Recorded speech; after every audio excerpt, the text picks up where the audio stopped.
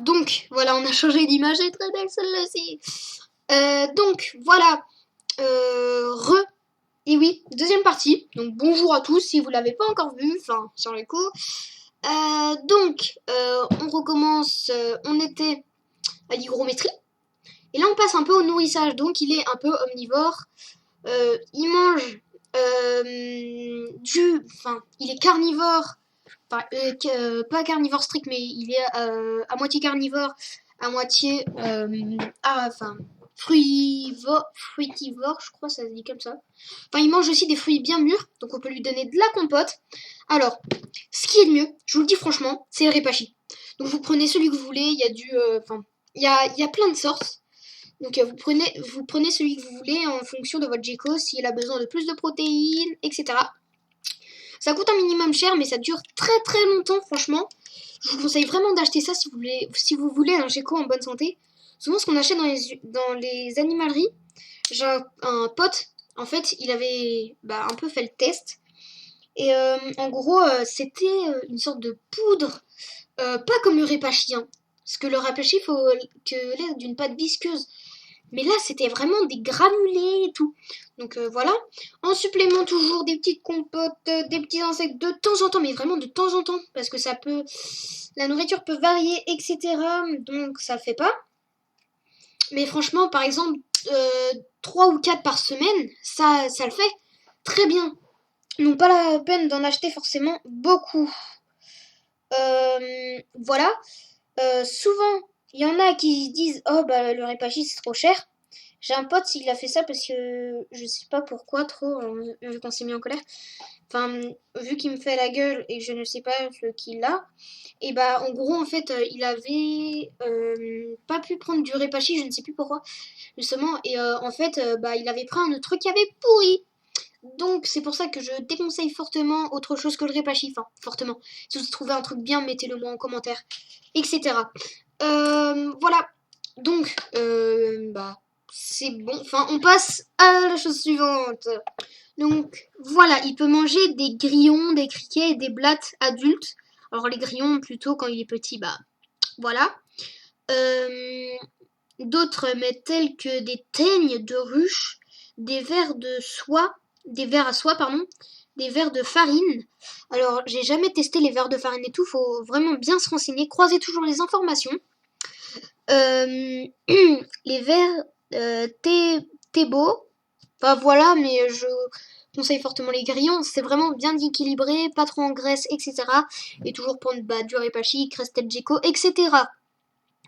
Donc les différents fruits compotes, vous pouvez donner des fruits mûrs tels que la mangue, banane, abricot, pêche, pomme, poire, coin, etc. Ça aime pas trop les fruits acides, évitez donc les agrumes, tout ce qui est citron et tout.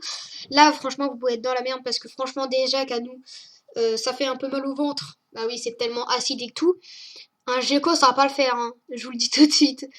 Voilà, il est aussi possible de proposer des fruits sous forme de compote que vous écrasez au préalable.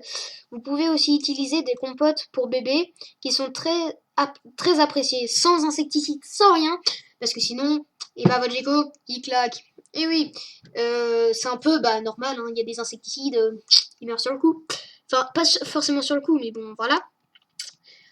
Évitez celles qui contiennent du citron, qui est utilisé comme conservateur. Bah oui, parce qu'en fait le citron c'est très conservateur.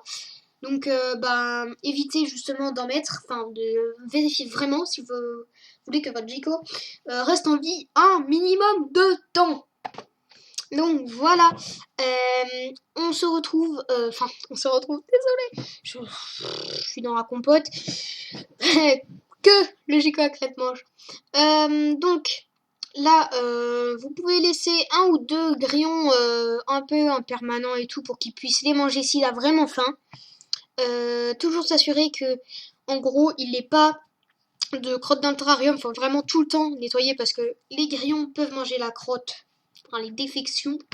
Et après, justement, quand le grillon, quand le GECO les mange, il réingère sa crotte et ça peut le tuer très facilement.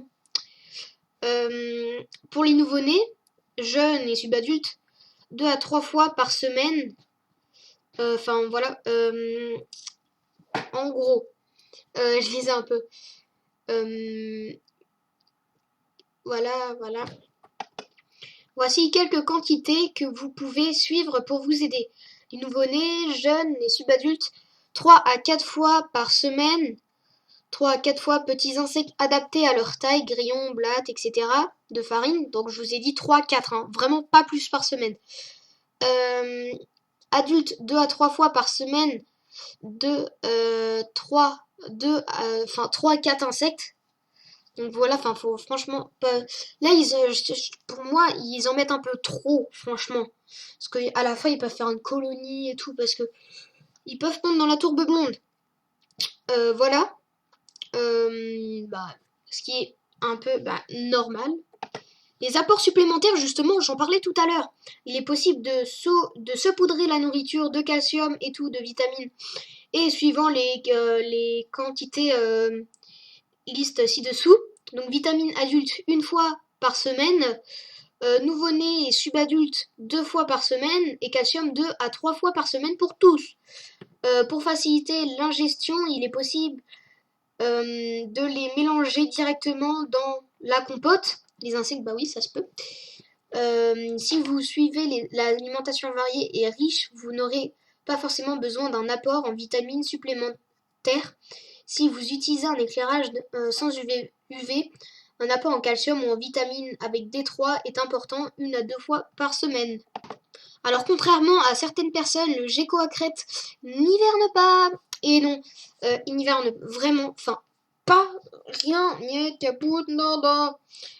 Donc, je vais pas parler des phases, vous avez vu quand même certaines photos. Et oui, voilà. Donc, sur l'incubation, sur une autre vidéo, je crois que je l'ai déjà dit. J'ai Alzheimer en ce moment, vous imaginez pas. Voilà, comme je disais, il y en a qui donnent carrément à manger à la main, donc c'est franchement facile comme gecko pour débuter. Donc je crois que j'ai tout dit. Donc voilà. Si j'ai loupé des trucs, dites-les moi en commentaire.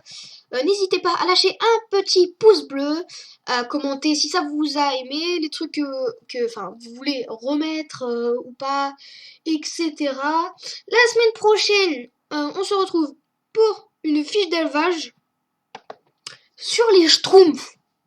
Ouais, les petits schtroumpfs. Non, je déconne. Sur le pogona ou la tortue Viticept ou Derman. Donc c'est soit sur tortue, soit pogona. Dites-moi dans les commentaires, je prendrai le plus récent. Le plus récent parce que je sens que je vais pas avoir des tonnes de commentaires. Soit pogona, soit tortue. Donc voilà, on est à la fin de la vidéo. J'espère qu'elle vous a plu. Déjà, pouce bleu, je vous ai dit, etc. Donc voilà. Alors j'espère que... Et dites-moi aussi en commentaire si la qualité de la vidéo a été assez bien. J'espère de très bons retours. Donc voilà. La caméra, je l'aurai pas forcément aujourd'hui, mais peut-être dans un mois et demi. Donc voilà. Etc. Les vidéos bonus, en ce moment, je ne sais pas trop quoi en faire. Je pense que je vais faire un tutoriel comment faire un terrarium pour Phasm. Parce que oui, je vais commencer à me mettre aux insectes. C'est déjà fait, hein. Donc voilà, je vais peut-être demander je vais peut-être plus tard me faire un site internet pour pouvoir justement vendre des insectes, des reptiles ou des trucs dans le genre. Ici j'ai des petits tout et vu que je suis un enfant, ça sera à domicile pour acheter ça. Donc voilà, c'est la fin de cette vidéo, j'espère qu'elle vous aura plu. Et déjà pouce bleu, commentaire, vous savez quoi faire. Abonnez-vous et on se dit à la semaine prochaine. Ciao ciao.